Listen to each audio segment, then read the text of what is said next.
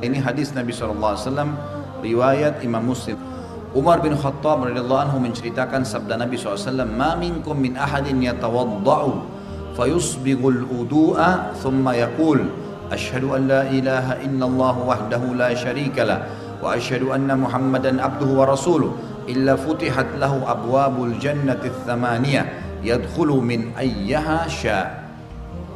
Tidak ada seorang pun dari kalian berwudu lalu menyempurnakan wudunya, kemudian mengucapkan asyhadu an la ilaha illallah wahdahu la syarikalah wa asyhadu anna Muhammadan abduhu wa rasuluh.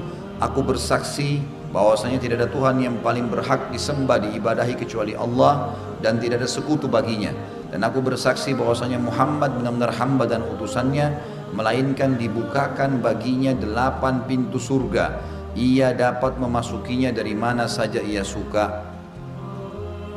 Apa ini? Wudu, hanya wudu terus syahadat. Kenapa malas wudu? Ini yang masih malas wudu kalau mau tidur nih, siapa ini? Hah? Kenapa malas wudu mau tidur? Wudu, Nabi SAW suruh. Dalam sebuah hadis dikatakan, kalau seseorang hamba tidur dalam keadaan bersuci, wudu, maka Allah akan titipkan bersamanya malaikat di ranjangnya, yang setiap kali dia bergerak, malaikat itu mengatakan, ya Allah ampunilah dia. Balik kiri kanan lagi tidur kita nggak sadar, malaikat minta, ya Allah ampuni, ya Allah rahmati. Dan Allah akan mudahkan dia kalau mau tidur, kalau tidur wudu itu mau bangun sholat malam Allah bangunin, mau bangun sholat subuh Allah bangunin. Kenapa nggak mau wudu nih? Kenapa malas wudu? Wudu ini kalau disempurnakan, diikuti dengan syahadat saja, habis itu masuk dari 8 pintu surga yang mana dia mau.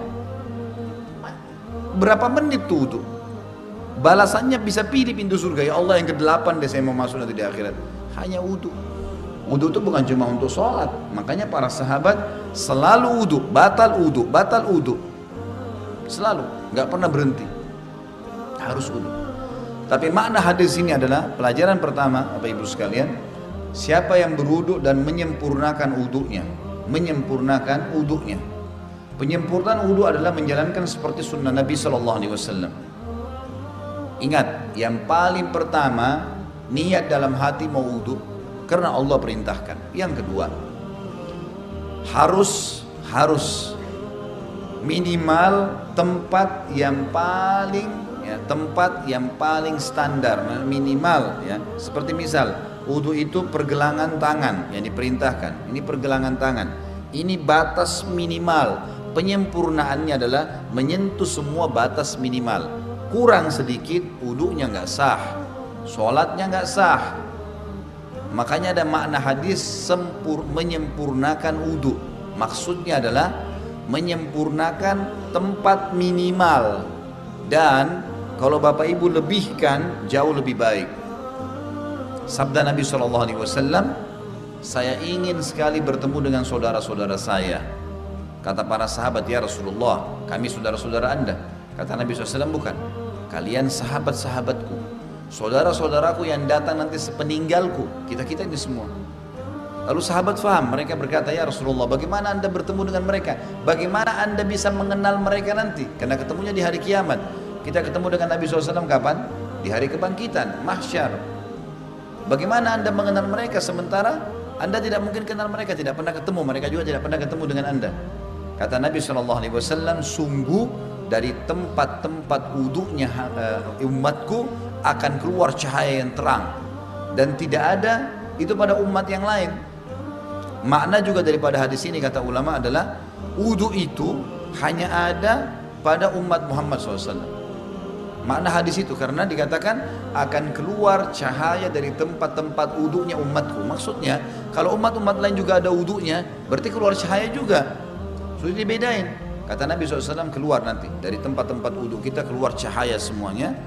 Dan bukankah seseorang yang memiliki kuda-kuda yang banyak bisa membedakan antara kuda-kuda itu bila ada kuda yang keempat kakinya berbulu warna putih, warna apapun badannya, tapi keempat kakinya itu berwarna atau ada bulu putihnya. Riwayat lain dikatakan keempat kakinya dan bagian dahinya, rambut di bagian dahinya berwarna putih. Pasti bisa dibedakan, oh ini kuda lain karena warnanya kombinasi putih sama yang lainnya. Maka begitu pula saya akan membedakan umatku. Dalam riwayat lain, riwayat sahih, riwayat Bukhari juga, kata Nabi SAW, lanjutan hadis tadi, dan siapa yang bisa memanjangkan jamahan uduknya supaya cahayanya memanjang, maka lakukanlah. Disunnahkan lebihan, misal minimal tadi pergelangan, lebihkan. Minimal wajah seperti ini maka dilebihkan sampai di bawah dagu. Kemudian siku, ini batas minimal, lebihkan sampai di lengan. Batas minimal kaki, mata kaki, lebihkan sampai ke betis, gitu kan. Dan boleh wudhu pada saat orang lagi mandi, di kamar mandi tidak pakai pakaian boleh, asal bukan di tempat umum, insya Allah nggak apa-apa. Loh iya, kamar mandi kita sendiri ada pintunya tertutup nggak ada masalah. Karena pernah ada yang bilang gitu, Ustadz boleh nggak saya wudhu sementara saya mandi, atau saya harus tutup dengan sarung atau handuk? Kalau sendirian nggak ada masalah, nggak ada larangan di situ. Nah kita boleh. Nah pada saat itu justru kesempatan melebihkan, siku bisa dilebihkan, mata kaki bisa dilebihkan, kan bisa dilebihkan gitu kan, kesempatan pada saat itu.